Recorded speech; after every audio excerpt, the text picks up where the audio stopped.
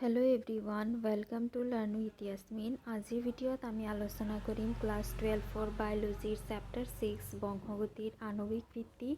आज आमी yearly question paper solve करिम 2013, 2011 और 2017 क्वेश्चन आलोचना करिम।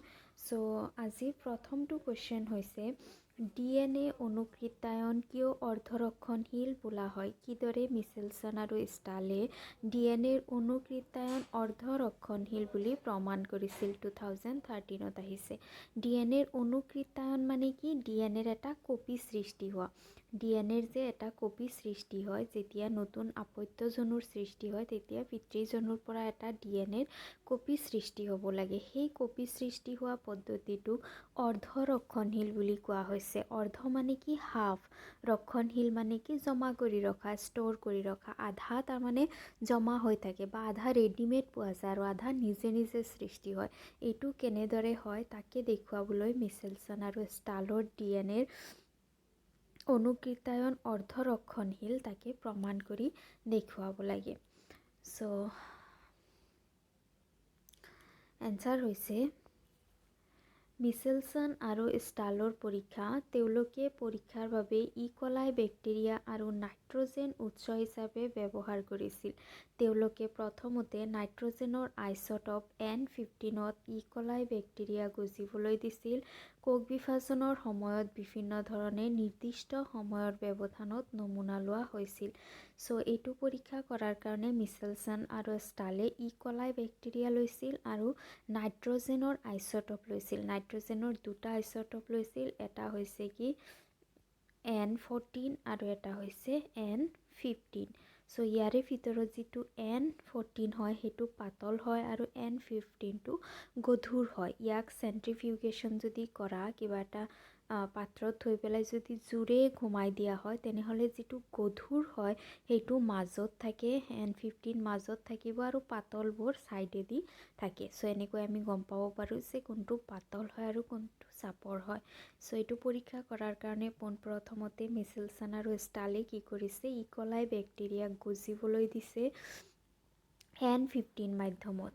N15 যিটো গধুৰ মাধ্যম হয় সেইটোত গজিবলৈ দিছে আৰু নিৰ্দিষ্ট সময়ৰ মূৰে মূৰে তাৰ পৰা কি কৰিছে? যিবোৰ নমুনা হয়, যিবোৰ সৃষ্টি হোৱা, নতুনকৈ সৃষ্টি হোৱা ইকলাই হয় সেইবোৰক কালেক্ট কৰিছে।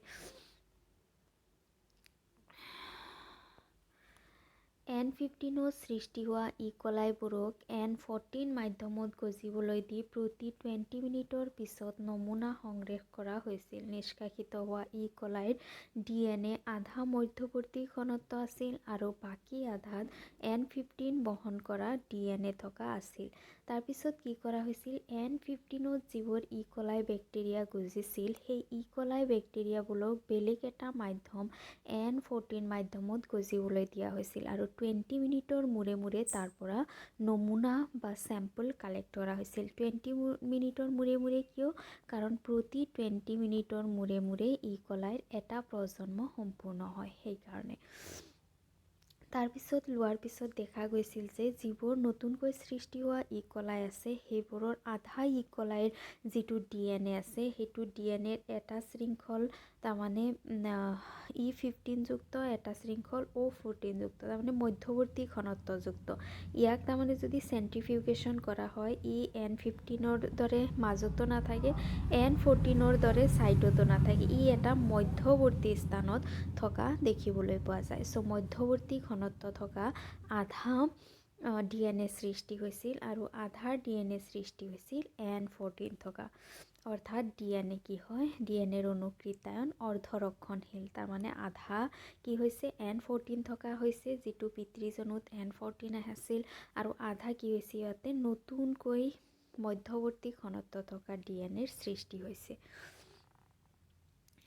এইটো চোৱা চিত্ৰ আঁকি দিবা। এইটো হৈছে কি? পিতৃজনুৰ ডিএনএ। পিতৃজনুৰ ডিএনএ যিটো কি কৰা হৈছিল? N15ত গজোৱা হৈছিল। N15ত গজোৱাৰ পিছত ইয়াক কি কৰা হৈছে? আকৌ N14 মাধ্যমত দিয়া হৈছে। সো ইয়াতে N15 থকা ডিএনএ কিন্তু মাধ্যম হৈছে কি? N14 থকা। ইয়াৰ পৰা যিবোৰ ডিএনএ সৃষ্টি হৈছে সেইবোৰ ডিএনএ কি হৈছে? এইটো DNA চোৱা N14 থকা, এইখিনি DNA হৈছে N14 থকা, এইখিনি DNA হৈছে N14 আৰু N15 থকা, এইখিনি DNA হৈছে আকৌ N14 থকা। চ' এইখিনি যিখিনি হ'ল এইখিনি নতুনকৈ সৃষ্টি হৈছে, এইটো আৰু এইটো কি আছিল পিতৃজনত আছিল। গতিকে হাফ কি হৈছে ইয়াতে অৰ্ধ আধাখিনি ইয়াতে নিজে নিজে সৃষ্টি হৈছে, মানে নতুনকৈ সৃষ্টি হৈছে আৰু আধা পিতৃজনৰ পৰা আহিছে, সেইকাৰণে ইয়াক অৰ্ধৰক্ষণশীল বুলি কোৱা হয়। Question number 2। কুৱেশ্যন নম্বৰ 2 হৈছে কি ওকাজাকি খণ্ড কি DNA অনুকৃত্যায়নত লেগিং সূত্ৰ কিদৰে সংশ্লেষণ হয় চমুকৈ লিখা, তেনে খণ্ড জোৰা লগোৱা উৎসেচকটোৰ নাম লিখা। 2011ত আহিছে। ইয়াতে চোৱা তিনিটা কুৱেশ্যন আছে। এটা হৈছে কি ওকাজাকি খণ্ড কি, ওকাজাকি খণ্ডৰ ডেফিনেশ্যন লিখিব লাগে। তাৰপিছত DNA অনুকৃত্যায়নত লেগিং সূত্ৰ কি হয় তাক চমুকৈ লিখিব লাগে, আৰু খণ্ডসমূহক লগ লগোৱা উৎসেচকটোৰ নাম কি, তাৰমানে এই ওকাজাকি খণ্ডসমূহক লগ লগোৱা উৎসেচকটোৰ নাম কি। এইটো কুৱেশ্যন অকণমান ডাঙৰ হ'ব যিহেতু তিনিটা কুৱেশ্যন আছে।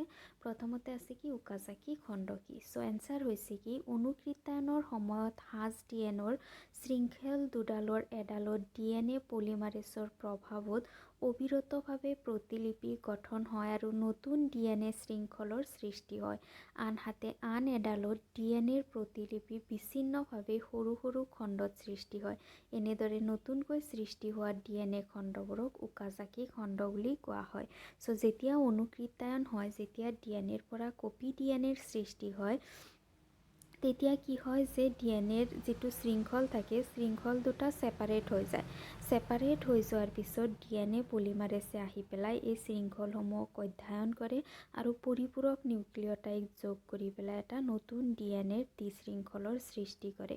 চ' ইয়াতে যে দুটা DNAৰ দুটা শৃংখল যে ছেপাৰেট হৈ যায়, ইয়াৰে এটা কি হয় অবিৰতভাৱে সৃষ্টি হয়, আৰু এটাৰ যিটো শৃংখল সৃষ্টি হয় সেইটো টুকুৰা টুকুৰা হিচাপে, ইয়াতে অকণমান সৃষ্টি হৈছে, আকৌ অকণমান সৃষ্টি হৈছে, খণ্ড খণ্ড হিচাপে সৃষ্টি হয়। ইয়াকে ওকাজাকি খণ্ড বুলি কোৱা হয়।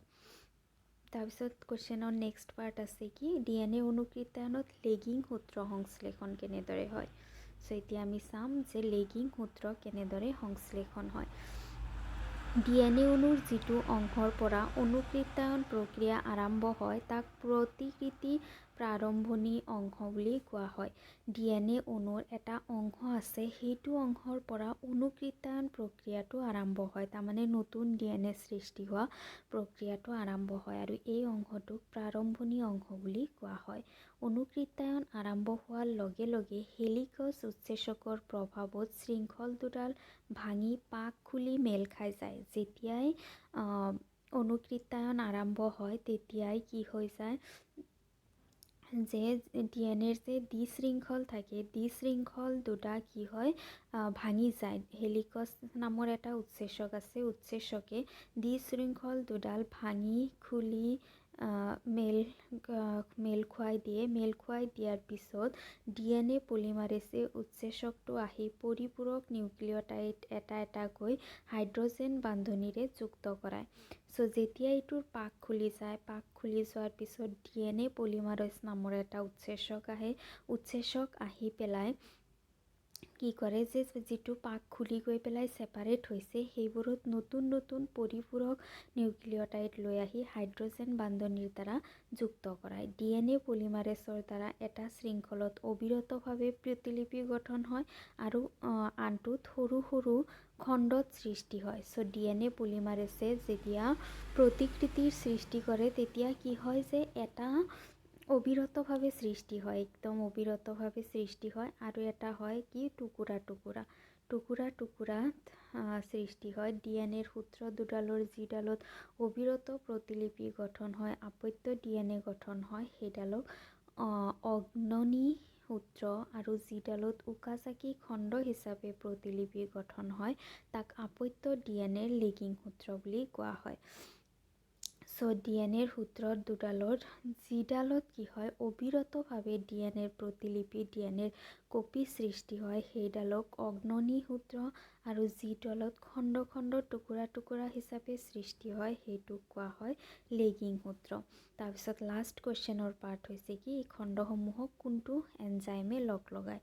সো এনচাৰ হৈছে ডিএনএ অনুকৃত্যায়নত ওকাজাকি খণ্ডবোৰক ডিএনএ লাইগেজ নামৰ এবিধ এনজাইম আছে সেই এনজাইমে এই টুকুৰাবোৰক এটা কাণ্টুৰ সৈতে লগ লগায়। এইটোৰ চিত্ৰ চাওঁ। সো এইটো চোৱা চিত্ৰ, এইটো হৈছে ডিএনএ। ডিএনএটোত কি হৈছে হেলিকেজ এনজাইমে আহি পেলাই ডিএনএ দুটাক মেল খুৱাই দিয়ে হয়নে।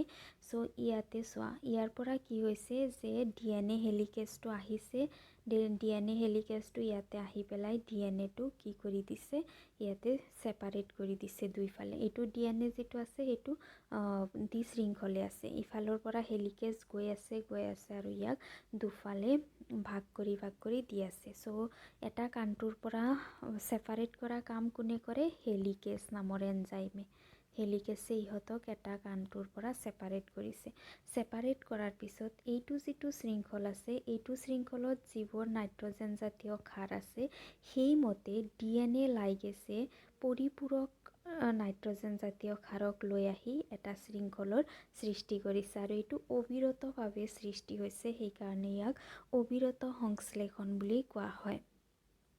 আৰু ইয়াতে কি হৈছে ইয়াতে যেতিয়া ডিএনএ লাইগেছে আহি নতুন ডিএনএ পৰিপূৰক নিউক্লিঅটাইডৰ সৈতে সৃষ্টি হৈছে তেতিয়া ইয়াক টুকুৰা টুকুৰা হিচাপে ইয়াক সৃষ্টি কৰিছে সেইকাৰণে ইয়াক বিচ্ছিন্ন শৃংখল বুলি কোৱা হয়।